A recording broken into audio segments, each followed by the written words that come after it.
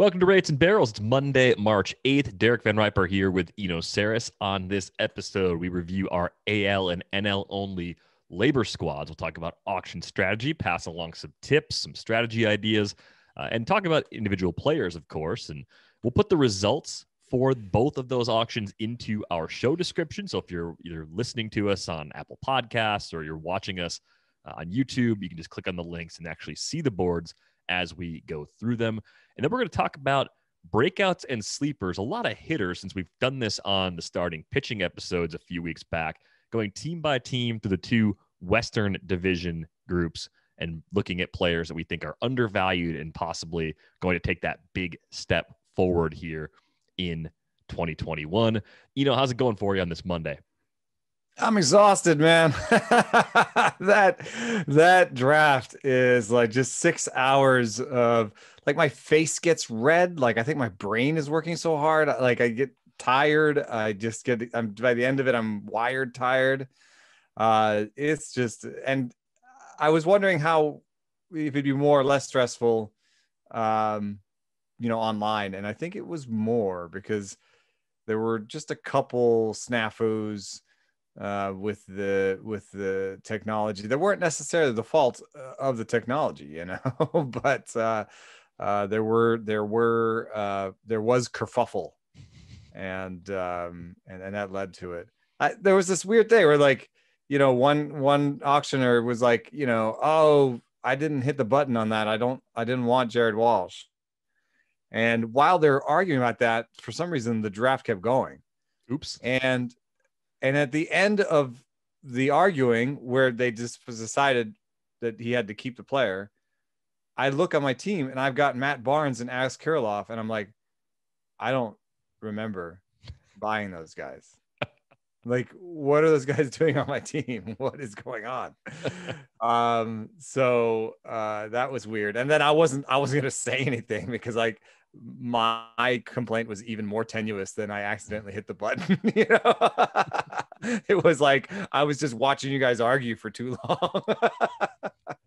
I can't complain. I mean, keep Matt Barnes for $6. Maybe he's the closer, and Alex Kirilloff for $9. I think he's the opening day left fielder. So, it's not too terrible, but.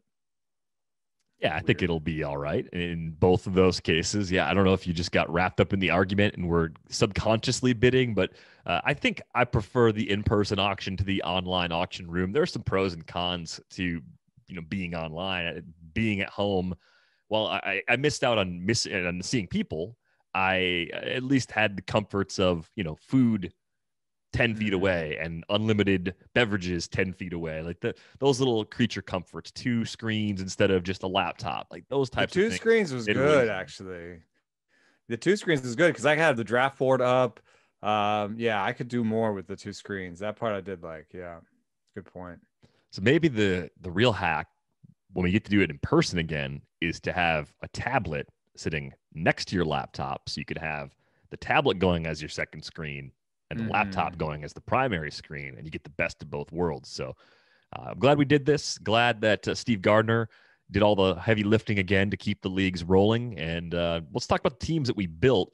You mentioned a couple of guys that you bought. I just want to pull back for a second and ask you what your strategy was going in. We didn't talk a lot about our strategies prior to the auctions, but we can outline what we tried to do and talk about different ways it went right and went wrong over the course of the weekend. What was your plan going in, given the shape of this year's AL pool? I wanted to be flexible, so I wanted to see what happened at the beginning. So I didn't have like a set plan, we've talked about here. We sort of couple decision trees. So I wanted to see how much Shane Bieber would go for and Garrett Cole. And if they went for more than $40, I was going to be more likely to spread the risk and have a collection of sort of $15 to $20 pitchers, instead of all the risk in one player. And what was weird was that Garrett Cole went for 40 and Shane Bieber went for 41.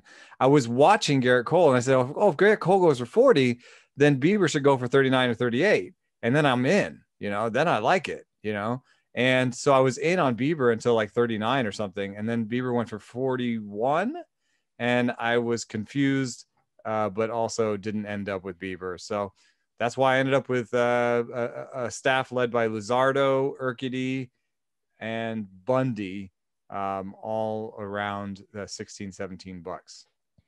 So that part, I don't really have too many complaints about. I have a decent staff. I'm a little bit worried that I got Dylan Cease for $4, but you know, that's either going to be amazing or the reason I lose, because it's going to be really hard to drop, right? But if he has a 5 ERA and a bad strikeout minus walk rate again early in the season, I am going to drop him. I can't massage that one all the way through. But $2 Luis Severino for stashing, you know, it was fun. $1 Luis Garcia, who now that Forrest Whitley, there's news. Forrest Whitley is probably getting Tommy John. Means Luis Garcia is cemented as the number 6 there in Houston. He's just an injury away from starting again. So I like my staff. The staff I'm okay with. Yeah, I think the pitching staff looks like a pretty typical, pitching staff. And I think with that Bieber Cole situation, with Bieber going for $1 more, the dynamics in play there are just that there are really 2 AL starters in that tier. There's not a clear bridge to the next group. So the fact that Cole went first maybe created some desperation for the handful of people who really wanted Bieber and caused his price to go just ahead of Cole's. I mean, in a vacuum, I think most people prefer Cole to Bieber, but it's not by a huge margin. But sometimes that's what happens. If you get the last player from a group, that player ends up going for a bit more than some of the players that earlier went off the board. Your offense is pretty interesting because you didn't have a player, it seemed like, for the first 30 minutes or so, and you still ended up with 2 high-priced bats in Luis Robert and Randy Arozarena. You got Robert at 32, Randy Arozarena at 29. As far as your foundational bats go, I would say that you've got a pretty wide range of outcomes, especially with Robert. I think Arozarena, even though we haven't seen him in the big leagues that long, I feel like his floor is safer because there's less swing and miss in his game. So I'm curious to know with the bats, was this sort of like a ripcord combination? Like, hey, I gotta pull the string and get somebody early because you're starting to run out of like legitimately top end hitters to get, or was this also part of the plan to have guys that could do a little bit of everything as your first 2 hitters? Yeah. So, the process for me in terms of hitting is there's always a premium on the top of your auction sheet. There's always a premium for the top bats. So your auction sheet will probably spit out maybe 1 bat that's $40, and you'll have 2 bats that go for 40 plus. And your auction sheet will say that there's only like 2 $38, $39 guys, and they'll go for 40. So basically there's usually sort of a +2 or +3 or +4 premium. If you're in a shallower league, like a 12-team mixed league or something, that premium is huge because there'll be people that are doing stars and scrubs. And so there'll be somebody that pushes Trout to like 70 or bets to like 60 or 70, because they think that the replacement level is so high that they just want to get the stars. In a league like this, the premium is not that big. And it threw me off because I was seeing a premium of $0 to $2 on the top players. Like they were going for what was in my auction sheet. And so apparently I was second place in the most bids in this auction. They were counting on the radio and they said I came in second place on bids like 25 times. So what had happened was I thought, I was like, okay, so the premium is really low. So I want to get somebody at +1 or +2, right? That's the premium at the on the top end is +1 or +$2. And so I kept getting to +1 or +2 on my values. And then someone would go +2 and I didn't want to go +3, or, or someone would go to +1. I'm like, well, maybe I can get a +0. So I did kind of screw up that part, but in the end I got Robert, and I don't know how to say his name anymore. I give up, but they're saying it on the radio like Robert. So I guess it's Robert. And so I got Robert and Rosarena at +1 on my thing. So I did okay. But in retrospect, if +1 was the premium, then I should have gone to 41 or 40 on Jose Ramirez, because then I would have gotten a better player at +1. Yeah. Yeah, I think that's really important. In most auctions that we're in now, no matter what your values put in front of you, the top end guys are going for a little more than that. I think it was $3 to $5 for a good portion of the players that were being put out there for about the first hour last night. AL was on Sunday night. I thought the numbers were all coming in pretty high, and it does put you in this difficult position. Initially, for the first couple times around the table, you might say 3 to 5 is a lot. Maybe it cools off, and sometimes it does, and you get a player for +1 or +2, get a couple guys for +1 or +2. Sometimes it doesn't, and then you end up with a ton of end game bargains. But you got to build a ton from the middle, and some players like to build balanced AL only and NL only teams. You can win that way. Larry Schechter wins a lot. Larry Schechter tends to build more balanced teams. Eric Karabell on the NL side tends to build more balanced teams. I would say Todd Zola tends to play that way too. If you're looking at some results where, those guys are not going to have a lot of $1 and $2 and $3 hitters, especially.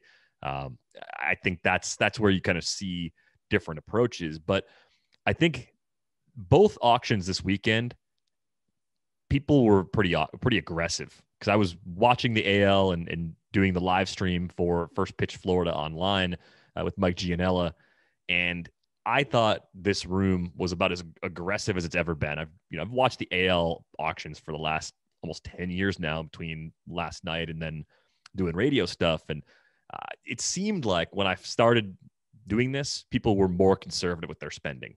I think there's a kind of a groupthink sort of agreement that it is worth overpaying a little bit relative to projection for top end players, and securing that production, especially in even in leagues this deep. I think especially in mixed league auctions, as you said, I see that in 15 team mixed tout. I think you play in a more shallow auction than that, people are even more aggressive because the replacement levels in those leagues is so high. But I do like what you did with this offense. It's a little bit feast or famine.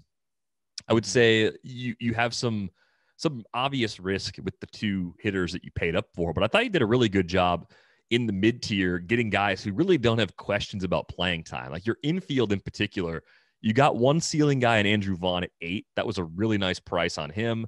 Nick Solak at 14. I think he's nearly an everyday player, if not an everyday player. Most of that time coming at second base. $14 on him. Seemed really good. Anderson Simmons at 7, I think was pretty late in the auction when a lot of people didn't have money left. He probably should have gone for 12 or 14 with the amount of playing time that he's going to get in Minnesota. So that was a nice value. And then I think my favorite buy that you had among all your hitters is Gio Urshela at 16. He's healthy this spring. We saw plate skills growth last year.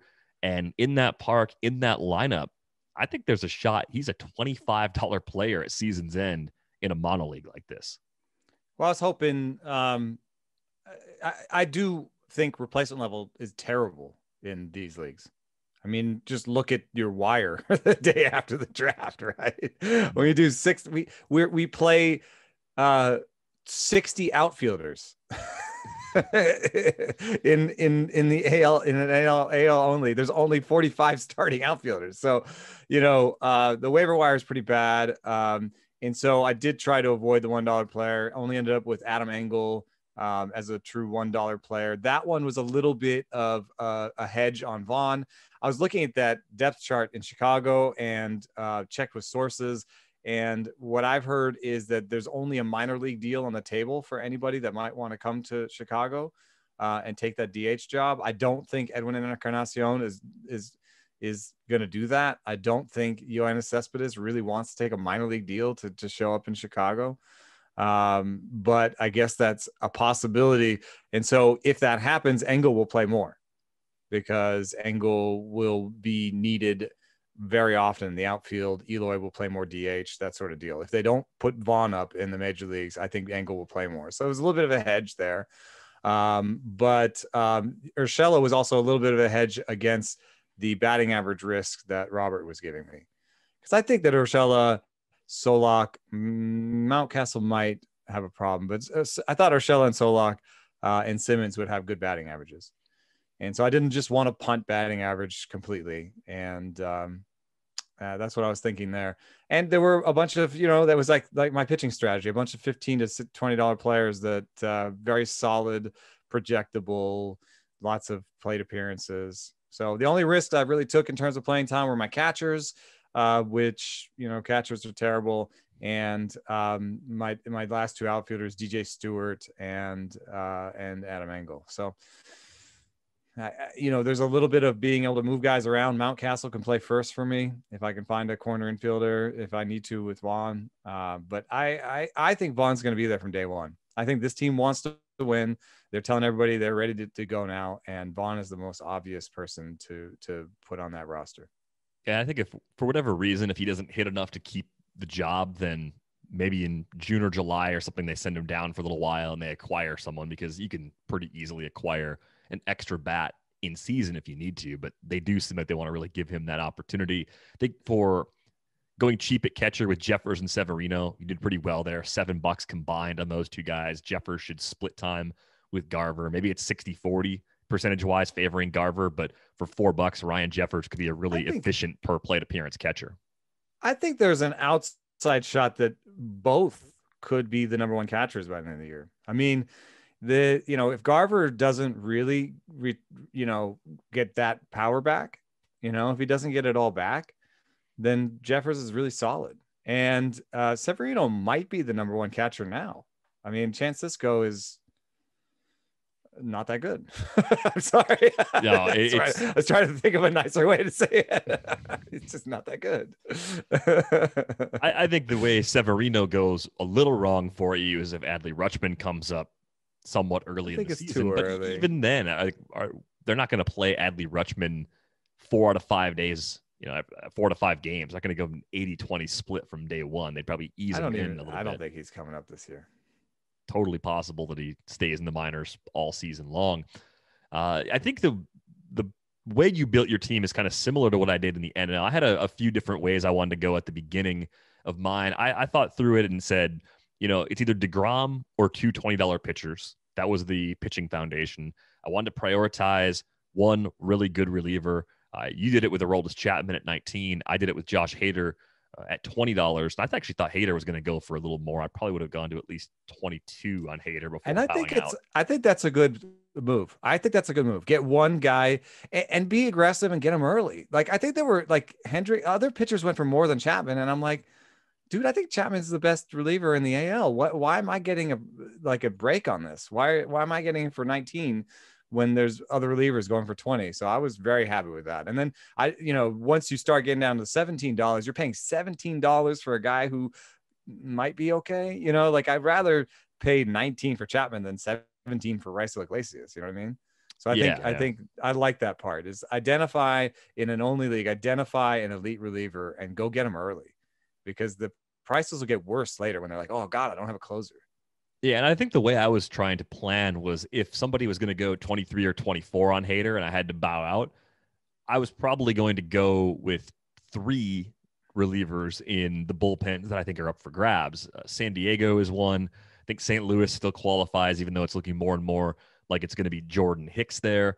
And Atlanta. You mean like try to buy a bullpen? Like I was going to actually get probably pair up 2 guys in up one of them and then target the other 2 for at least one speculative shot. Yep. And that was going to be my combination, either 3 or 4 relievers stretched out. You'd spend a lot of money doing that too, right? Like you'd be spending $6-7, like my Matt Barnes pick, like you'd be spending $6-7 on these other guys. So you'd have like 4 guys at $6-7, right? Like if you're really trying to do that way, and then you might not get any value compared to the one guy at 19-20. So that's why I like better, like get your guy and then, get another reliever at like $3 to $5. I didn't really want Barnes at 6. Like I said, I blacked out. So I thought DeGrom was kind of a pivot player in the NL pool. He went for 40 to Mike Gianella. That was the max bid I would have had for him. But going in, I said, if I don't get DeGrom, I'm getting 2 from the next group. I thought maybe the next group would cost as much as 30. I thought Woodruff and Flaherty could approach $30 because of how we've seen people in snake drafts attacking pitching. It didn't seem like there was quite as much carry on that range of pitchers. The next tier below that one even cheaper than expected. So I was pretty aggressive getting Woodruff at 24 and then Flaherty at 25 after I had Hader. Felt like the pitching came together like really well. I was a little frustrated though, because within probably 30 minutes of me getting those three pitchers, Strasburg at 16 to Steve Gardner. I know there's injury risk because there's always injury risk, but everything is going really well for him with that surgery for the neuritis. The problems he was having with his hand are gone. We talked to Maria Torres on Fantasy Baseball on 15 for Monday, and he's had a normal offseason. He started throwing earlier than he normally does. So all signs point to Strasburg being like a $20 guy easily in this format again, with a path to maybe be a 30. Sixto Sanchez went for $11. Julio Urias went for 12. Ooh. I mean, you don't know at the time, right? When you build early, you don't know what those guys are going to go for. I assumed 16, 17, 18 consistently for guys like that because of ceiling and what they've already accomplished. So, if I had known it was going to play out like that, I probably would have said, I'm good with Woodruff and Hader. I'm going to pass on Flaherty. I'll let someone else have him in the low 20s, 24. You can go to whoever had that bid. And I'm going to go ahead and get two from the Sixto Urias range. Even Zach Wheeler only went for 14. So I just felt like pitching didn't get priced up as much as I expected. That threw me off a little bit, but I was able to at least get the core in place that I wanted. And frankly, I think it's easy in the NL to find pitchers you like year over year. I never have a problem finding single digit pitchers. I put Tyler Mahle in there at 9, Drew Pomeranz at 8, Mackenzie Gore really late at 4, which in this league, as people might know, a player has to be sent to the minors or placed on the IL if you're going to take them out of the active lineup. Otherwise, you have to drop them. And of course, if Gore goes down, he goes to my reserves. I can use all my bench pitchers in that spot, kind of rotate and play matchups. And if Gore's up, then I'm really happy, because for $4, I think he's likely to exceed expectations at the price. And then a few other cheapies, TJ Anton. I had to get him just so we could talk about him and say his name on the show. One of your favorites. I just saw our Reds beat writer, not Reds beat writer, no, a Reds writer, Doug Dirt. Is that his handle? That's his handle. I don't think his real name is Doug. Anyway, sorry, Doug, or if you are Doug, I don't know.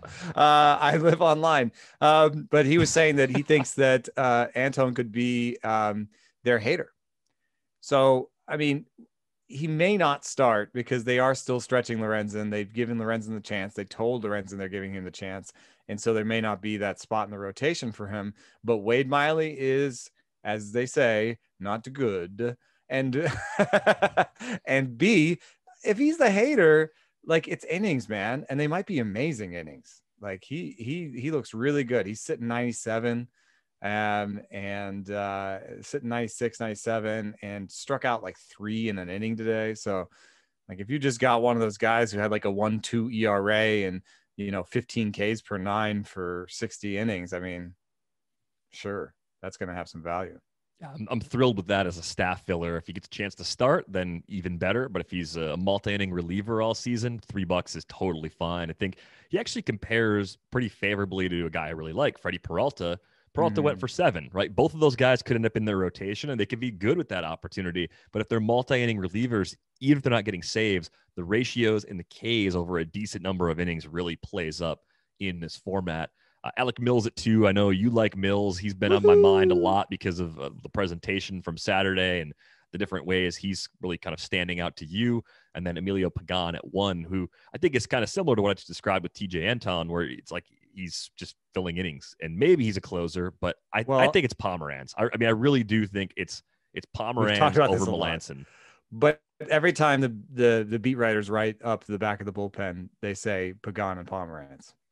So, not saying the beat writers know everything, but they also are hanging out by the team, so they know a fair amount about what the what the smoke is saying. So, but yeah, the pitching came I together. love that staff.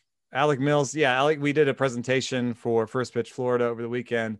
If you missed it, you can go check it out. If you're a loyal listener, you probably heard a lot of these things over the episodes that we've done, because we just went into seam shifted wake and spin mirroring and the different concepts that we talk about on the show, and gave some examples. And it's just weird. Alec Mills showed up on all of it. I think I've even talked about it here, where he's got a seam shifted wake, change up and sinker, and he's got a spin mirroring on his fastball and his breaking balls, and he's got good command and good matchups, and at least to start the year. And if you find that he's goes out like a rabbit and you need hitting, he might be a good guy to trade before the weather changes at Wrigley.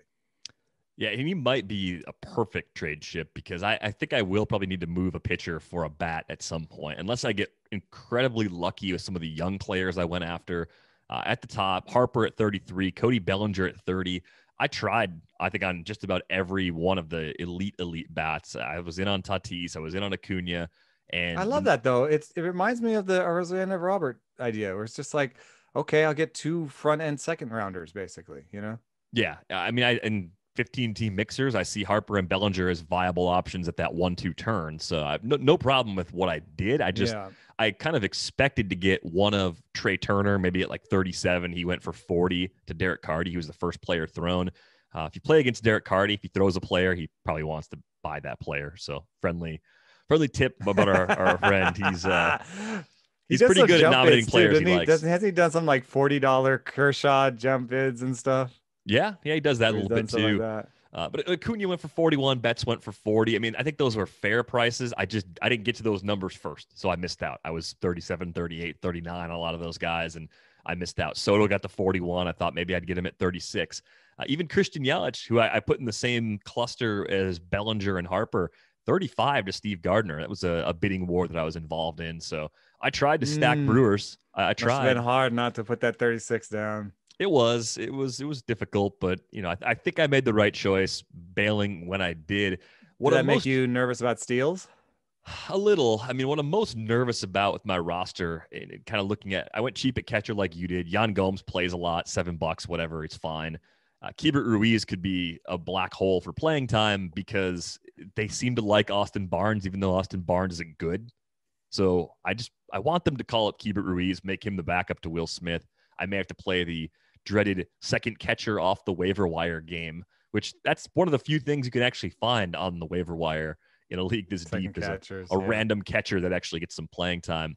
Asdrubal Cabrera at 7, Brendan Rodgers at 13 was auction dynamics late. I had to hammer. One other team wanted him. At that point, I just said, he's the best hitter left. Whether I get him for 6 or 7 or 13 actually won't matter at this point. So I just pushed all my chips in for the max bid on Brendan Rodgers.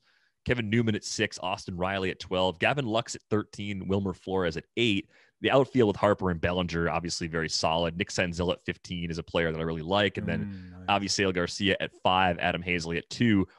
I think Garcia, even if he's like a traditional fourth outfielder for $5, is totally fine. My concern, though, is that between Rodgers, Riley, and Lux, what are the odds that all 3 of those guys have starting jobs they hold on to all season, right? It seems like one of them is going to play a lot less than I'd want to, but maybe the other 2 play every day and it works, and I got to fill one spot. I think where I get in trouble is if 2 out of those 3 guys somehow don't play as much as I need them to. Yeah. A note about Hazley, like I just know that internally they love Hazley. Odubel Herrera is problematic for a couple of reasons. He's not on the 40-man, and he just spent the whole year being suspended for domestic violence for an incident there. So just not something that I think they want to do. But there is a groin strain. Whose groin is strained? Hazley, right? Is it Hazley? Yeah, I think it's Hazley. Yeah, Hazley. And so, maybe he opens on the DL and you have to go find a waiver wire bat. But I kind of think, as much as I like Kingery, that Hazley is going to factor in there. I think he's going to play. They're just real as an organization. They're really proud of him. He's made real advancements in his ability to hit. And worst case scenario, you got yourself a good fourth outfielder there. So I think that was a good pick. Yeah, I mean, it ended up being a little more feast or famine playing time wise than I'd like it to be. I think Ryan McMahon at 12, he's my UT right now. He ends up being fine. They're just going to see what he can do this year. If it doesn't work for him this year, then they're going to ditch him. And he has a couple of positions, right? So if you get somebody sent down, you can cover one of those guys being sent down with McMahon, right? Yeah, that's what I tried to do. So once I realized that I was going to be chasing playing time and taking on some risk with my $10 to $15 players, I started to prioritize guys that were eligible at 2 or 3 positions. McMahon can play first, second, or third. Wilmer Flores is first and second. Austin Riley, I think, is going to play a little bit in the outfield at some point, maybe. So I could get third and outfield from him. Newman, I think, up the middle is second and short, as Drupal Cabrera is first and third. So if I do have one of those guys go down, I've got a few ways to just move things around and at least just pick up any hitter who's playing as the replacement, as opposed to being locked into one specific position. So, I mean, that flexibility is always helpful, but I think it's particularly helpful if you've got a lot of playing time downside in a league this deep. Yeah. I was very happy to have Mountcastle later on.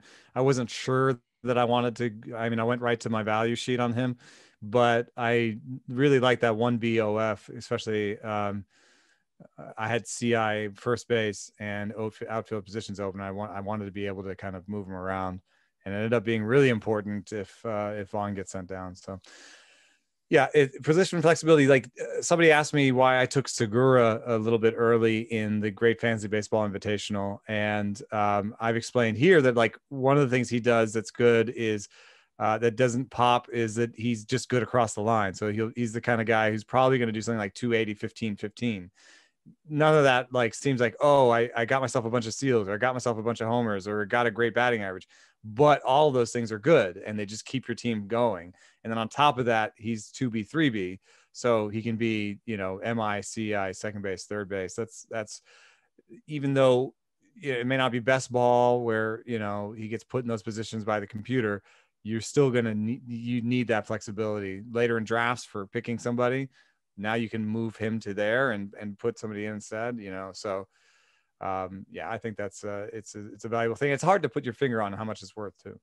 Yeah, I don't know if you can really add more than like a buck or two to a player's value for having those extra spots. I think that could be an overcorrection if you did more than that. But I do think flagging those players and making sure that you've got a little bit of exposure to that group is particularly helpful, regardless of how big the league is that you're going to play in. So again, check the results. They're in the show notes if you want to see the links for the AL LABR board. Eno was a part of that one, and the NL LABR board. That was the one I was in on Saturday night. With opening day just a few weeks away, the NCAA tournament and the Masters are right around the corner. The sports calendar is officially heating up, and that means now is the perfect time to take your sports fan couch experience to the next level by getting in on the action yourself. The Athletic has partnered with BetMGM, the king of sportsbooks, to bring you the latest odds and exclusive offers to bring you closer to the game than ever.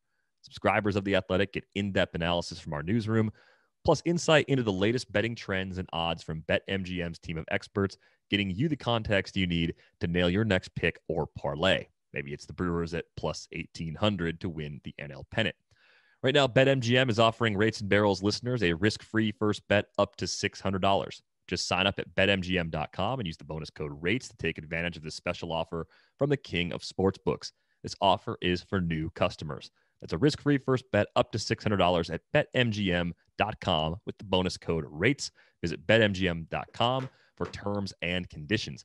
Must be 21 years of age or older to wager. Colorado, Indiana, Iowa, Michigan, New Jersey, Nevada, Pennsylvania, Tennessee, Virginia, or West Virginia only. Excludes Michigan disassociated persons. Please gamble responsibly. Gambling problem? Call 1-800-522-4700 in Colorado, Nevada, and Virginia. 1-800-270-7117 for confidential help in Michigan. 1-800-GAMBLER in New Jersey, Pennsylvania, and West Virginia. And 1-800-BETS-OFF in Iowa. In Tennessee, call or text the red line at 800-889-9789. If you or someone you know has a gambling problem and wants help, call 1-800-9-WITH-IT in Indiana. Promotional offer not available in Nevada. All right, let's talk about some possible breakout players.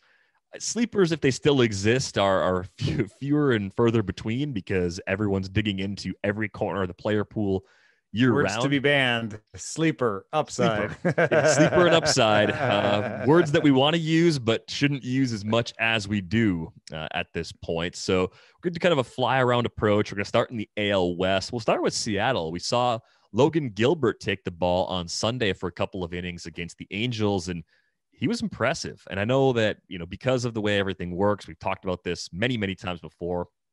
Gilbert's going to spend some time at the alternate site or in the minors to begin the season. before eventually taking on a spot in this Mariners rotation. But I thought he passed the eye test. I mean, the stuff all looked good. The command looked good too. We're talking about a guy who's already reached Double-A and he's had good results at that level. So I'm increasingly interested in Gilbert, even in mixed leagues, because I think if you use him as your one minor leaguer you're stashing away for later, it could be a pretty nice payoff once he gets that call. And maybe we're talking about like a May sort of debut for Gilbert. Yeah, and he represents that kind of Indians attitude where you get a guy with good command and you coach up the gas, send him to gas camp. He added a few ticks, and I think he can sit at least at league average, which is 93 plus now. And then that hammer looked good. So if you got a guy with a good control, good command and 93 mile an hour velocity and a really good breaking ball, the floor is pretty high, man. I think that the rest needs to be figured out. Like, will he have a hard breaking ball, like a nice cutter? Will the changeup be any good? Those are question marks, but the rest seem pretty well answered. And so I think he's going to hit the ground running. There's not really that much opposition in the rotation. Like it could easily go south for, even if they're going to the 6-man, they could easily go south for Chris Flexen or Justice Sheffield or Nick Margevicius. Is he the 6th guy? I was so frustrated by this. I'm looking at the depth chart over the weekend that we're in a world where this sport incentivizes choosing Nick Margevicius over Logan Gilbert. Right. Yeah, it is annoying. Hopefully they'll do something about that in the CBA. My guy I really wanted him. I was glad that we pushed this till Monday because I didn't want to reveal any of my labor sleepers. But I really wanted Ty France. I've talked about how them playing him at third suggests to me that he's the long-term replacement for Kyle Seager. That suggests to me that they're going to play him every day. I see good plate discipline. I have a little note here that says PD, not EV. And his barrel rates aren't amazing. He's not going to be probably a 35 homer guy. But I see a good OBP, 250 plus average, 20 plus homers. It may be kind of a stretch in 12 teamers, but anything deeper than 15, I want Ty France. He might come with a host of eligibilities too. Yeah, definitely a guy that is set up well in Seattle, who was pretty blocked before that trade that sent him to the Mariners last summer. So I'm there with you on France. I know our editor, Nando DeFino, loves Ty France this year. He's the most Nando player that we're going to talk about probably over the course of this episode. Let's move on to Texas, where Josh Jung is definitely going to be in my upcoming Rookies of Interest piece. I think he makes a lot of sense, if only because it's clear at this point the Rangers are moving on from the core from a few years ago. We saw the Elvis Andrus trade. Of course, he's now in Oakland. Rugi Odor, it just seems like they're kind of done with him as a regular. He's more of a stopgap until they think Jung is ready. Things that are a little bit complicated now, of course, with the AAA season not starting on time. It's back to the alternate site for guys that don't make opening day rosters. So that could maybe change the plans a little bit in some cases. I don't think in Jung's case, it's going to change his timetable all that much. I think he's still probably more of like a May or June sort of call up, but they really don't have a lot of alternatives there beyond Odor. And I think we've seen enough of Odor to know that he's probably not changing at this stage of his career.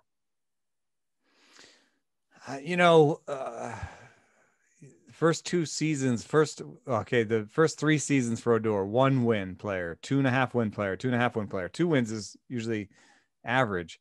Then he had this season in 2017 where he was a win and a half below replacement, even though he hit 30 homers. You got to play a lot to do that. Yeah. And that was really hard to read because you're like, man, they played him a lot. He hit 30 homers, stole 15 bases. He was on some labor teams for me in there. Then he came back and had a 2.4 win season in 2018. You thought, okay, he's back to being who he is. Except that year he had 18 homers. It's just like, who is this guy? But in the last 2 seasons combined, he's been exactly replacement. He's projected to be replacement level, which is not good. So Josh Jung, the comps I'm getting are Ian Kinsler. If Ian Kinsler's it up at the alternate site and in the minor leagues and Odor is out there, putting up replacement level work, I think the writing will be on the wall pretty quickly. Kinsler's a really interesting comp because I didn't really expect much speed-wise from Josh Jung. But you go back to the early years, especially. I mean, Kinsler ran throughout his career. He was a double-digit steals guy every year from 2006 to 2018. Maybe because of the way steals work in baseball in general at this stage, he'd get fewer opportunities, if the efficiency is not there. But even just 6 or 8 bags on top of what Jung could do as a hitter would be really nice. And it's so hard to set expectations for someone who's played 44 professional games that were at A ball and rookie ball. It's all kind of based on the glowing reports that we've been getting since last summer at the alternate site. That's where he was really taking that step forward. And I think it's clear if you read the Rangers beat writers, if you read Levi Weaver, the Rangers believe the future is now for Jung. I mean, he's already 23 years old, right? He's going to turn 23 in February. So they don't really need to wait very long before giving him an opportunity and just letting him take that job for good. We're talking about a guy they took 8th overall in 2019 too. So there's plenty of pedigree there. And Texas is going to allow kids, people in the stands, everywhere is at this point, but they're going to probably be out in front of that one and allow more than other places. And it's a new stadium. There's pressure on them to fill it. And I would say that there's pressure on that GM. Not Chris Young that they just brought in, but at some point, someone's going to come for John Daniels. You know what I mean? Like the results haven't been amazing. And, they need to sort of point to a group of players and be like, here's our new core, we're getting somewhere. So that's why I don't necessarily think I took the Rangers as an over, because I don't necessarily think they're going to blow it up. Everyone's saying they're going to trade Gallo, but I just feel like that would be like, oh, we're starting a rebuild, and that would be weird because they didn't do anything since the last time they started a rebuild. I have Nick Solak as my quote unquote sleeper. I don't know if that is good enough though, because he's pretty well combed over at this point. One thing I wanted to point out about Solak though is that he steals bases. I think that, there's enough batted ball juice there that he can hit 15 to 20 homers and steal 10 to 15 bases. So I kind of bought him as much for the playing time as for the stolen bases in LABR. But I guess my real name might be Jonathan Hernandez. Just looking through their options to close, Matt Bush is a possibility. And before you sort of roll your eyes at his questionable morals in the past, I will say that I had a lengthy conversation with Levi Weaver about Matt Bush. And I came away impressed with the work that Matt Bush has done on himself and his life. And when you have that bad of a relationship with alcohol, I think all the other things that happened could flow from that. So I'm willing to, not pass judgment right away. And if he throws real hard, Matt Bush is going to be in the conversation. Leclerc is going to be in the conversation, but he's having visa problems, I think. And he also has bad command. Jonathan Hernandez is the best pitcher of the three. And he's got a 3-pitch mix, former starter, up to 97. I think that we could see his best strikeout rate of his career now that he's more of a full-time reliever. So Jonathan Hernandez for closer. I like Hernandez as a late dart after round 20, maybe even after the round 25 mark in a 15-team mixed league, because I think he could still be useful in the short term, even if Bush or Leclerc or someone else is getting saves. I think you could see Hernandez picking up multiple innings and turning in some pretty good ratios with those opportunities as well. No shortage of interesting players, though, in Texas. I mean, they acquired David Dahl and they added Nate Lowe. So there's a few guys there that we've liked for a long time who now have better paths to playing time with the Rangers. Let's talk about the Angels, where I think you've got a star-driven roster, of course, with plenty of fun guys up top with Trout and Rendon and Shohei Ohtani. But looking for sources of value in deeper leagues especially, I think Luis Rengifo in AL-only formats and draft and hold formats, he's one of those guys. I just want to see him play because I think he can be surprisingly productive with the bat. I think I'm basing a lot of that on what we saw back in 2018. We saw some really nice slash lines with a good amount of speed. I think he had 35 steals across 2 levels at high A and double A in 45 attempts. He's shown a little bit of power, a few random stops as well. So I think it's non-zero power, but it's definitely speed that you're going to get, and maybe a better batting average than what we've seen so far, right? He's been up and down a few times. It's got 141 big league games where he's been a part-time player, only hitting 221, 310, 331. So nobody really wants him, but I think he can play all over. The glove's good enough for him to be a legitimate utility option. You know, if someone were to get hurt there, if Jose Iglesias were to go down, Luis Rengifo would pop up and help backfill if anyone in the infield were to miss time. Yeah, and there's a possibility that this roster creates an open space on the infield. David Fletcher has played all over, and their combined right field roster projects to be about replacement level with Dexter Fowler, Joe Adell, and Juan Lagares as a group. I'm not saying that is right. Adell could run and take that. We've talked about his max exit velo being top 10, I think, or top 15. And so if he makes any real tweaks with his plate approach, he's going to take that and run with it. But there is also a universe in which Fletcher starts playing right field fairly regularly because they're just not getting any production from that group. In which case they would need someone to play second base. So, it's not impossible, and he's super, super cheap. My choice for this group was Max Stassi. He just has real good barrel rates and projects really well. I know he's hurt, but in leagues with unlimited DLs, he's a fun DL stash. I texted partner in crime Ian Kahn during the draft that I was mad that he got Max Stassi. He had actually been a target of mine for labor last night. But for you people not in 2-catcher leagues and in more shallow leagues, Justin Upton is so dirt cheap. Do you have an ADP on him? I think he's going outside the top 250 overall, if not lower. I'll get a recent one though, because I wonder if he's crept up a little bit just since the calendar flipped to March. I mean, he's streaky. He's 33, so you can't bank on the projected bounce back completely, but the projected bounce back is pretty decent, to a 230 batting average and, nearly 30 homers with some steals even. So, the batting average may not be useful, but that kind of a player in a bench pick, I don't know.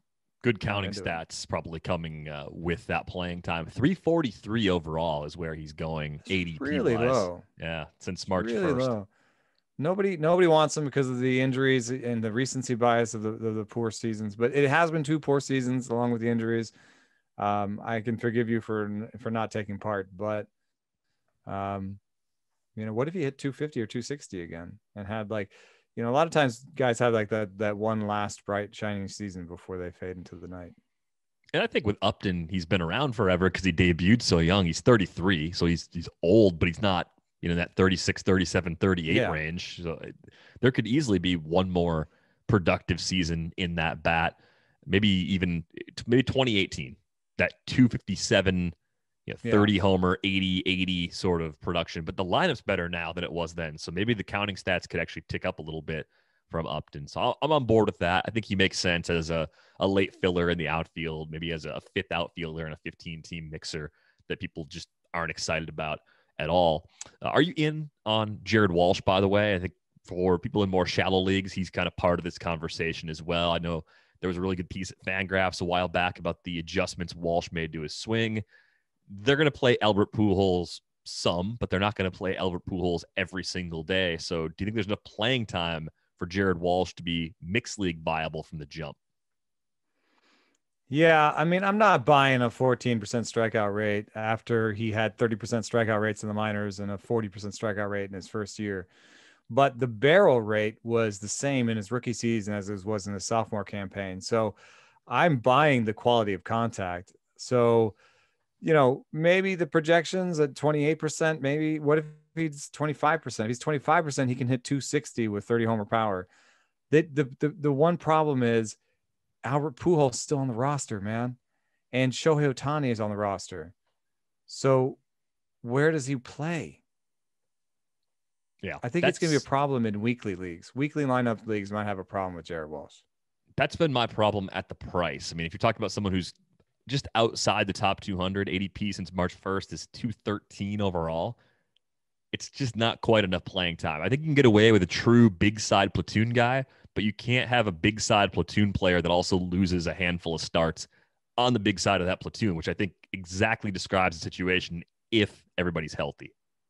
Oh, here's a eat this, not that. We needed a song for that. We really need our own phrase. We need our own phrase for that. That was a book series, and we'll probably get sued if we make that our jingle.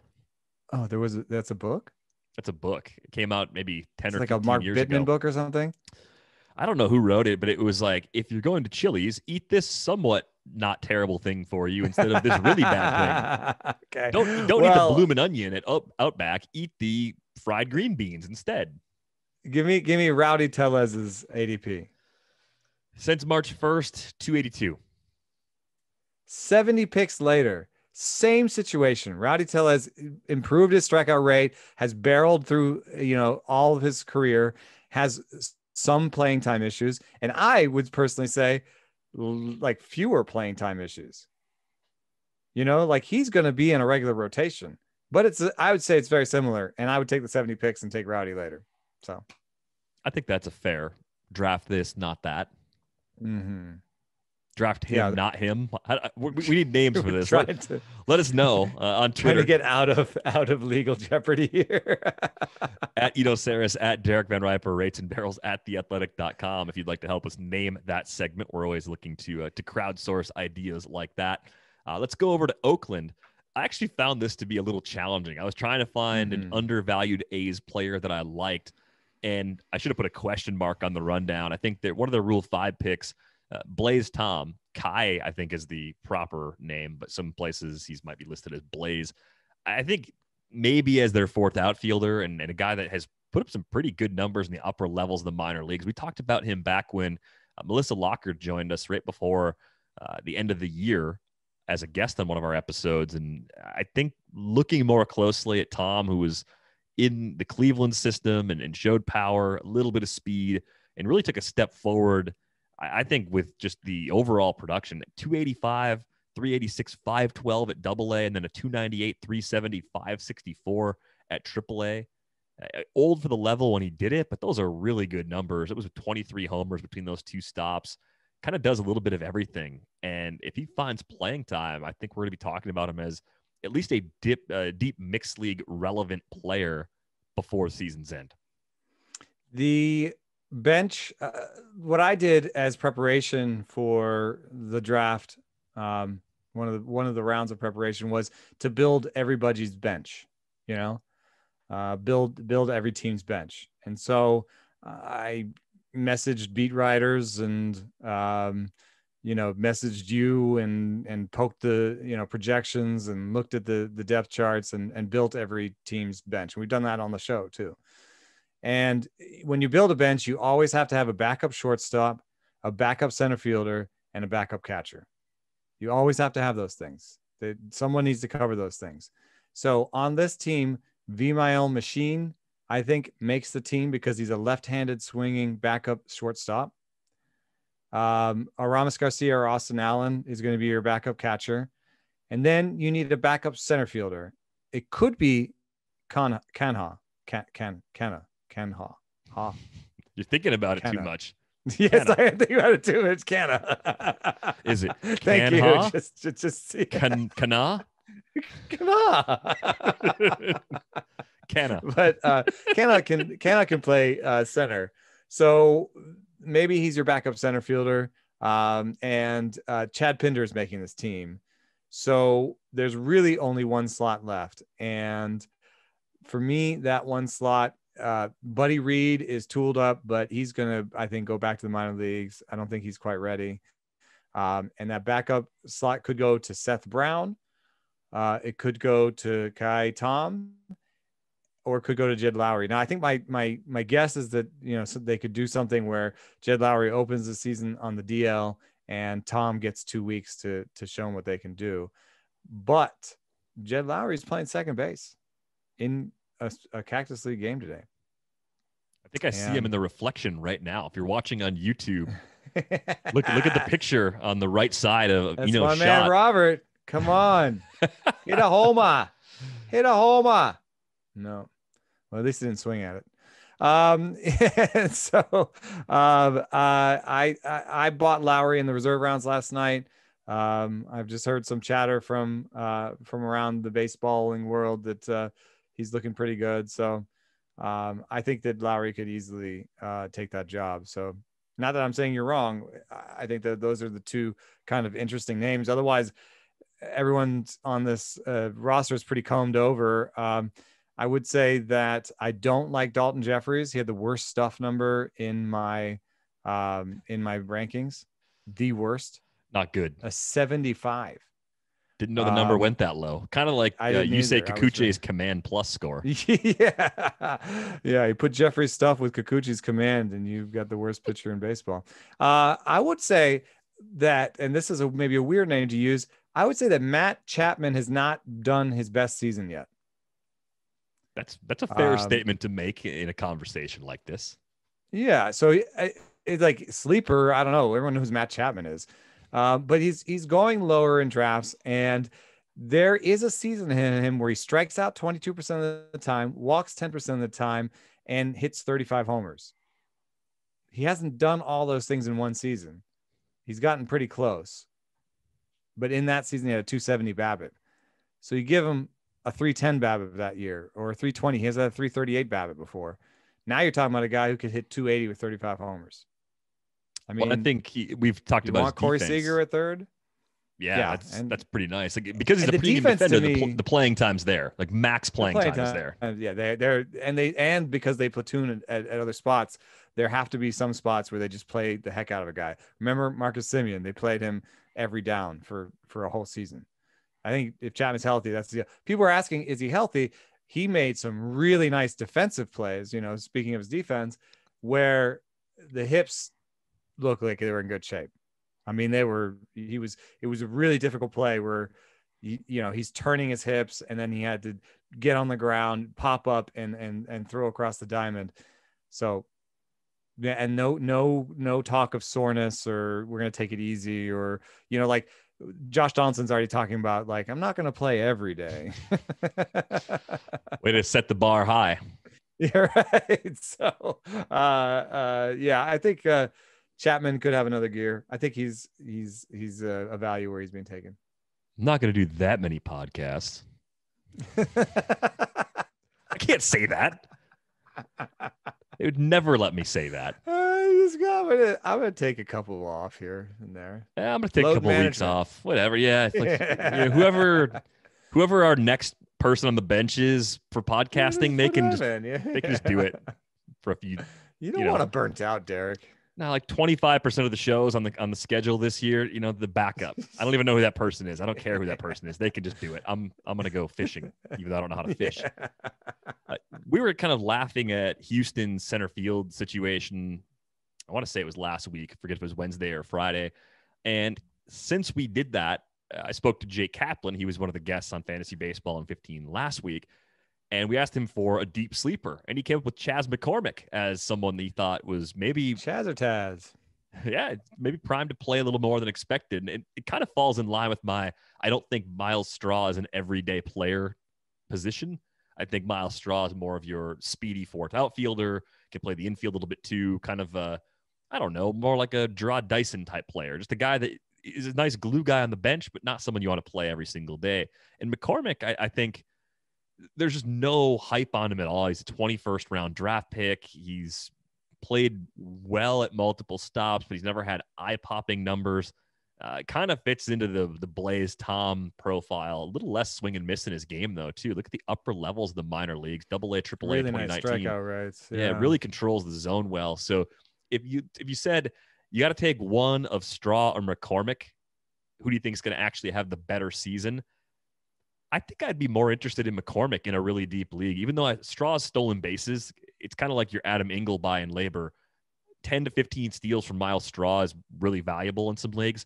I think there's a better chance that Chas McCormick gets playing time and carves out a larger role. Whereas I think Straw is just a temporary solution until Houston goes some other direction. And maybe it's a moot point if Pedro Leon shows that he's ready in the first couple weeks or first couple months of the 2021 season. I keep wanting them to try Toro out there, but I guess they won't. We can dream. They both project actually to about 90 WRC plus. However, McCormick has shown power beyond his projections.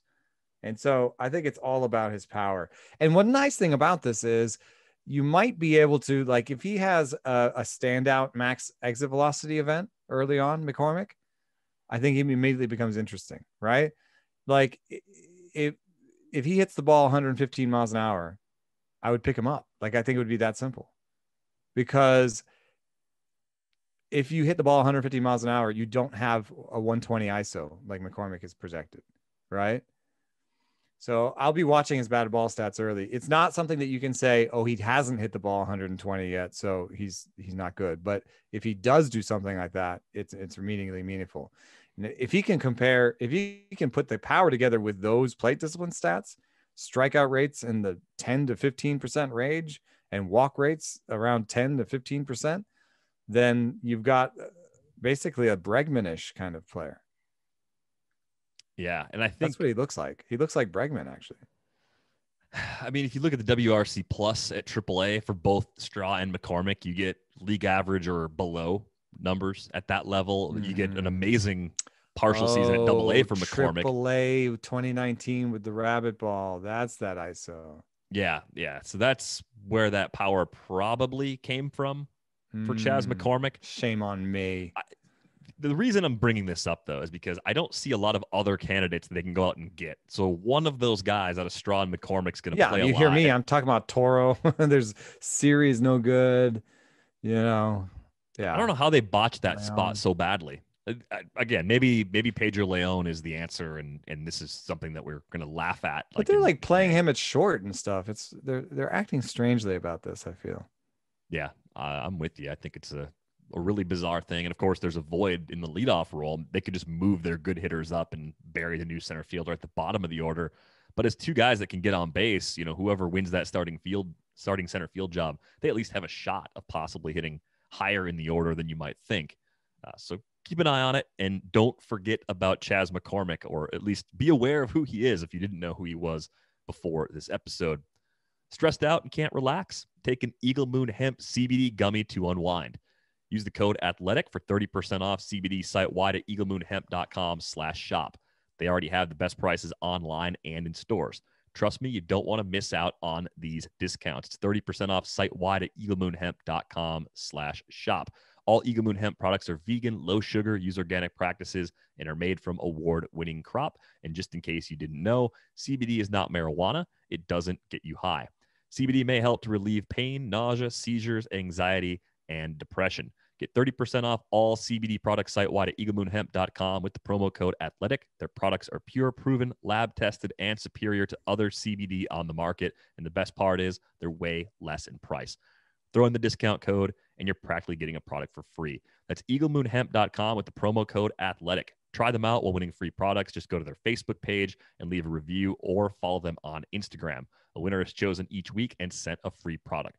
Check them out and let us know how you like them. That's eaglemoonhemp.com with the promo code ATHLETIC. This episode of Rates and Barrels is sponsored by Blue Chew. Blue Chew is making waves and bringing more confidence to the bedroom. Blue Chew is a unique online service that delivers the same active ingredients as Viagra and Cialis, but in chewable form and at a fraction of the cost. Blue Chew's tablets combat all forms of ED. It can help men gain extra confidence for when it's time to perform.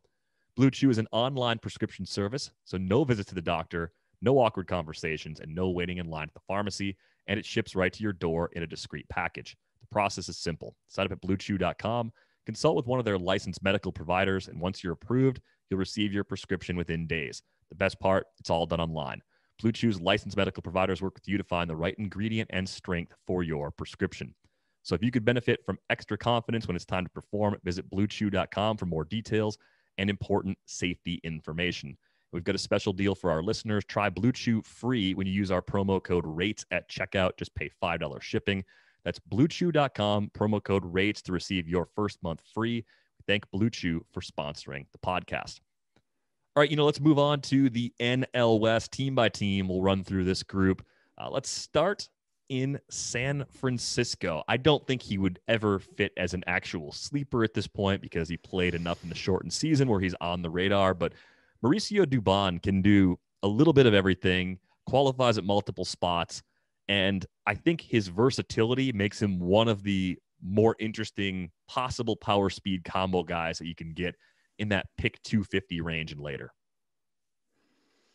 Yeah, there's a total chance that he just takes that job in center field, and he has the eligibilities and the flexibility that way. But I think you would rather he settled in somewhere for regular playing time rather than just got 3 or 4 games a week. And going up against Steven Duggar, I think Mike Yastrzemski is a little bit miscast as a center fielder already at this point.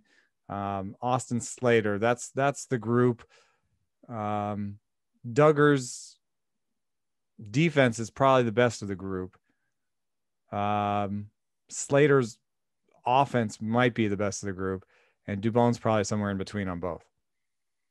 I think of all the players that could end up pushing him, Lamont Wade is probably one of the more interesting guys that is even further down the depth chart, but not a lot of competition there for him. If for whatever reason he gets pushed off center field, who knows how much longer Brandon Crawford continues to get trotted out there as the everyday shortstop. He could be on the move at some point. I mean, Cincinnati's still looking for a shortstop. Maybe there's a mid-season trade that opens up some playing time up the middle in the infield too. Hadn't thought about that. Yeah, unfortunately, it seems like the Giants have kind of gone for lower ceiling, higher floor bats. Is that fair? I don't know. I mean, Alex Dickerson has a ceiling. Yeah, he's a barrel god and a max EV guy. So, if he's healthy, he can spank that ball. That's a good point. Logan Webb was my name on this one. He's the 5th starter right now. I guess he could lose the job to Aaron Sanchez or Tyler Beede once Tyler Beede is healthy. But I see in Webb a 4-pitch mix that's legit, and the possibility that he unlocks another level. And the worst case scenario, a guy with 55 to 60% ground ball rate should emerge. So a lot of different ways that Webb can go forward, but he like Mills has some seam shifted weight going on and some spin mirroring. So he doesn't have the same command as Alec Mills though. And he needs to find one more tweak to put it together, but he also has more gas than Mills. He sits at 93 or so. If they ended up going with Sanchez and Alex Wood in the final 2 spots in that rotation, I think with Webb, you'd want to keep him on your watch list because there's a lot of injury risk in this rotation as a whole. So it might not take long performance-wise too. If any one of those guys struggles, I think this includes Desclafani too. If any one of Desclafani, Sanchez, or Wood just aren't pitching well, they could be in the bullpen. Like they could just try to go down that route, try to turn those guys into high leverage relievers. And you've seen it happen before. Drew Pomerantz was signed in exactly the same manner as those 3 guys, and he transitioned to the bullpen and was lights out for them and got traded and provided value in Dubón. So I think that if Logan Webb starts in the minors, does he have any options left? Yeah, he has. He's only been up like 2 years and 1 year. Yeah, you should still have options left. Yeah, he has 2 options left. Yeah, I think he could start in the minor leagues. But yeah, I think that Sanchez is the guy I'm looking at to do the Pomerantz thing. Let's go to one of our be a lot better out of the pen, I think. Yeah, I think you're right about that. Let's go to one of our favorite spots in the big leagues. Let's go to Denver. Let's talk about the Rockies. Let's try to find sleepers in Colorado. I'm not saying this because I chased him late in the NL LABR auction, but I think a healthy Brendan Rodgers is still really interesting. He's been derailed really each of the last 2 seasons by injuries. I thought things were going to click for him when he debuted in 2019, got off to a great start at AAA that year. Yeah, that was the rabbit ball year. Yeah, it was the PCL, but he had the K rate under 20%. He was drawing walks. hit 9 homers in just 37 games. He's shown speed in the past. He was 12 for 15 as a base stealer in 2018 at Double-A. And I think he made some comments recently. I think it was to Thomas Harding, who covers the Rockies for MLB.com, that he wants to steal 20 bases this season. So it's nice to want those things. I just like that he's thinking about being aggressive on the base paths again. And he has a little bit of a track record in the minors of being able to contribute. And I think of all the players that you could say are possibly winning a lot more playing time with Nolan Arenado gone, when you move guys around, when you put Ryan McMahon at third base and kind of open up second base, I think you can say at this point that Garrett Hampson's more of a utility guy. Brendan Rodgers should be the clear-cut second baseman most days, and I think the price is so low, he's an absolute what could go right sort of late pick. Yes, I agree. And the guy I like is in a similar situation where the Rockies, man, they sat on Sam Hilliard so long that he's post-peak. Yep. What are these idiots doing, dude? He's 27 years old. I mean, it's not like drastically post-peak, but he had some seasons in the minors where you're like, okay, I think he's ready. Let's call him up. Anyway, I'm not saying he's not flawed. He obviously has a contact problem, but he barrels the ball really well, has a really nice max EV. And I think, he's still running. He's still got some speed. And I think he's got a job. They kind of ran out of other people they could run out there in front of him. Garrett Hampson could take his job. But I don't think Josh Fuentes, who is interesting, but I think is a true utility guy now, is going to take that job. And that's really the list of people that could take his job. Yeah, I'm with you there. I mean, I think Raimel Tapia, I think, is a little bit fluky, had the crazy high BABIP in the shortened season, could fall apart and also lose some of his playing time in the outfield too. So you lose a job to one of the guys who's fighting Hilliard, and so therefore make Hilliard more safe. Mm-hmm. I mean, I think it Hampson definitely could play take out that way. Raimel's job. Yeah, exactly. Yeah. Hampson, I'm interested in Hampson. I think that he could eventually push his way to the front of a job. Maybe they put Rodgers down and they give Hampson the first shot at second base. I think that's fairly likely. I think Fuentes makes this team because he's in the mix at first and third and second. I think he can, and outfield, I think he can play all those. It's, Hampson can do it, but it's a rare thing to be able to play the infield and outfield. So I think if I build a bench here, and this is a bench with Rodgers and Hilliard starting, my bench would be Fuentes, Hampson, catcher, and then a really interesting question mark that could be Greg Bird. If you want to go away from flexibility and have a bat there, or I don't know who else could it be? A waiver claim? I mean, yeah, really. It's just not good. I'm worried about Garrett Hampson because we're almost 200 games in for him. And I realize he comes off the bench a lot. We're talking about 600 or so plate appearances. He's got a 68 WRC plus. It's rough. I mean, and he only spent a little bit of time at AAA in 2019. He wasn't killing the ball that year, even though he was well above average in 2018. The first time he was at that level, I'm beginning to have doubts about him being anything more than a bench guy. And I think the swing and miss in his game last year was the most surprising thing. We saw a lot of guys strike out more than ever in the shortened season, but Garrett Hampson running a 32.6% K rate doesn't make any sense at all. This is a guy that had at least an average hit tool coming up as a prospect. They somehow are turning out, they're just churning out guys with a 7% walk rate and a 32% strikeout rate. just churn them out. It's broken. We've got a good system here, guys. It's very, very broken, as we've said. Nobody walks and again. Everybody strikes out. It's great. Tear it down.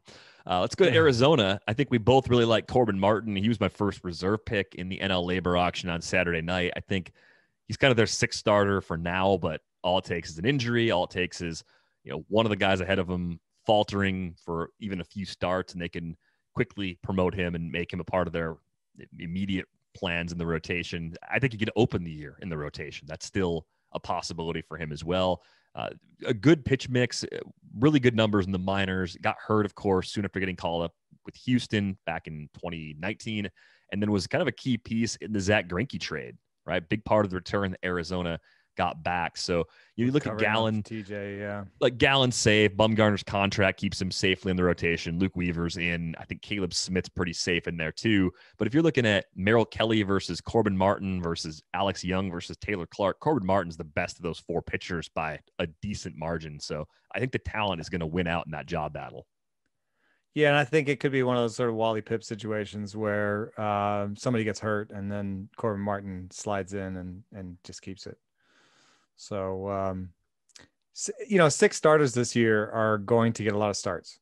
So you gotta kind of know all the 6 starters everywhere. And I think that any 6 starter that you like makes a good bench pick if you can sort of hold on to them for a little bit. Because they're going to be useful.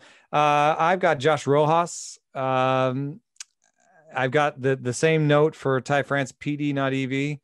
In terms of barrel rates, he didn't have a single barrel last year, had more of a league average barrel rate before, does not hit the ball super hard, in terms of max EV otherwise, but, consistently ran 10% plus walk rates and 15% strikeout rates in the minors with decent power and good speed and flexibility defensively. And he might be one of the rare flexible defensive people that can actually play at each position. So I think he's definitely making this team. Building a bench for these guys, I'm going to give you Lo Castro, and then Asdrubal Cabrera, and a catcher, and then Rojas is my 4th. Yeah, and Rojas can play everywhere, as you said. So I think that really opens up a lot of paths to playing time. You look at the spots where he could end up playing the most. I mean, I guess Asdrubal Cabrera, as it lines up right now, is a starter at third base. At third. If they're going to play, if they play Ketel Marte in center, no, if they play Marte a lot in center, then Escobar could play second, Cabrera could play third. But I think that means the door's open for Rojas. Rojas could play over Cabrera. They could make Cabrera more the utility guy, and Rojas could end up being a starter. Yeah. Yeah. They are funging one position here somewhere. The Asdrubal Cabrera, Josh Rojas, Josh Van Meter, if he's even in the mix anymore, that position, wherever it is, second or third, is up in the air, I would say. Cabrera is fine, but especially if this team starts to falter early on and is not doing that well, then they've got him on a 1-year deal. He's 35 years old. Yeah, he's a bench player for a contender by August. Either they release him or trade him or whatever, depending on how well he's doing. So he's not part of their long-term plans. He doesn't even project to be a league average player by most projection systems. So I think that they would like him to be a bench piece on a team that's going well. I think it's 2 thumbs up from us for both Corbin Martin and Josh Rojas. Rojas is leading off a lot in spring training games too, so I could see him ending up pretty high up in that batting order. I don't think spring training batting orders always mean something, but they're trying to max out his playing time. That to me means they want to get a good look at him. They're looking at him, yeah. And he has the OBP skills to be a top of the order sort of guy, so there's lots of ways it could go right for Rojas. Let's go to San Diego. If you're watching us on YouTube, I got the Padres cap on today. Actually, kind of hard to find an overlooked player on this team. I don't have one. I don't think I gave you one. Did I give you one?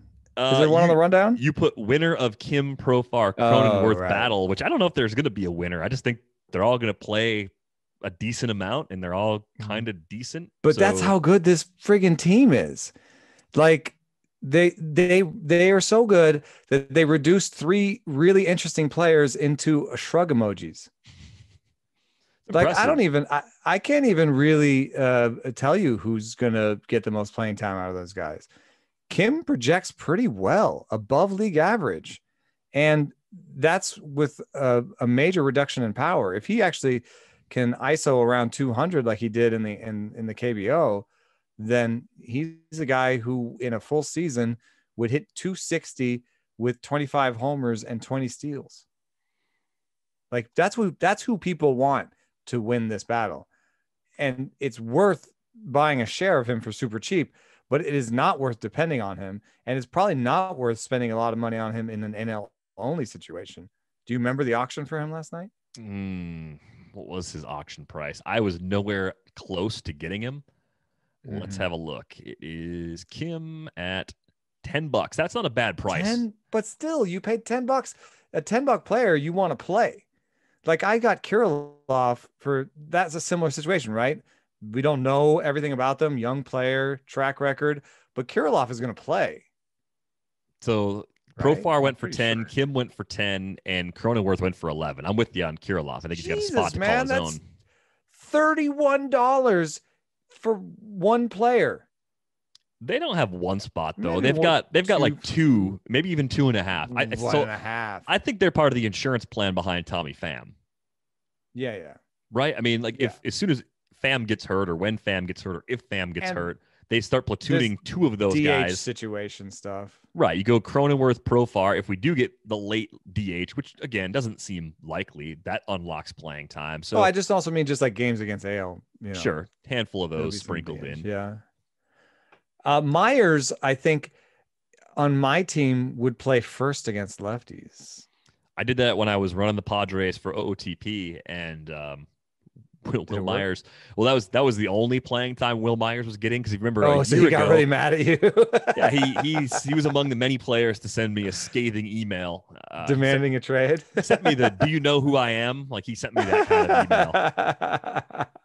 So virtual Will Myers and I are not on good terms. Well, I say play Will Myers in the outfield on other days. Yeah, I wasn't doing that. I had no faith in him this time last year when things were halted, right? He bounced back in a big way, but if he turns back into a pumpkin, that right field spot's an area where some of these guys could get into the mix. Like Cronenworth and Profar could go play out there. Whereas Kim, I think, kind of plays all over the infield. I don't know if they're going to use Kim as part of their outfield rotation at all. I put Luis Campusano in. They said he's taking balls in the outfield. There you go. So maybe in left. Yeah, but Profar and Cronenworth have more experience out there. I'm saying that without knowing that if Cronenworth has ever played the outfield. He's played out there a little bit. Yeah, pretty sure. Yeah, see. A little bit. He has played never in the major leagues. Never in the majors though. He did in the minors, didn't he? I don't know. It's not showing me right now. So, maybe. Well. Moving on to Luis Campusano. That was the name I put on the rundown. I mean, I think Austin Nola is a great story. I don't have a lot of doubts about him, but if it doesn't work for some reason, if he's one of those late breakout guys that just can't sustain what we've seen over the last 2 seasons, I think Campusano is legitimately really good catching prospect who can hit, and I think he could end up taking over some playing time behind the plate. He's a really tough player to stash away, though, because it might be the second half of the season before there's an actual need there with Nola and Caratini handling the role to begin the season. Yeah, I bet you he's like a September roster expansion guy, but long-term still excited. I love this little note. Built like a linebacker, says Fangraphs. Built like a linebacker. Campusano's combination of power and contact skills is rare, and while he's no Molina brother, he's good enough to stay behind the plate. So yeah, looks like I love the strikeout and walk rates. So walked almost as much as he struck out at high A. So yeah, makes a lot of hard contact, legitimate power, and good enough behind the plate to be a legitimate catcher. So you may have to wait a little while, but he's an interesting name for deeper leagues. We'll get to the Dodgers here to close things out. I think there's a couple guys ahead of him on the depth chart who are more interesting, but there's a reason why they acquired Sheldon Noisy. And if he finds playing time, I think he's going to provide cheap power. Let's build a bench. All right. So I'm not putting Taylor as a starter anywhere. So Taylor's the first guy on the bench, and he can play everywhere, literally. And so you got Taylor, you got a catcher, and then you can really do whatever you want. You have 2 spots. It could be Beatty, Rios, Noisy. I mean, they're very flexible. Taylor gives them so much flexibility. Zach McKinstry could be another deep sleeper. Yeah, he's playing in the spring with the A's, I think, the A group. That's actually why I have Chris Taylor as my sleeper. He's going to play plenty again. I mean, I think Kike Hernandez leaving actually helps Taylor a little bit because those two were jockeying for some of the same plate appearances for the last few years. Yeah. And it says here, Taylor said Thursday may play more often at second base.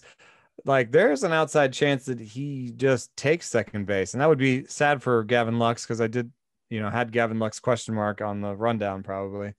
And I do think that Gavin Lux could probably hit 250 with 18 homers and 10 stolen bases, given the time. But I think that Taylor would hit more homers and maybe be a better overall hitter by like a measure like WRC plus, like I think, he hits the ball harder.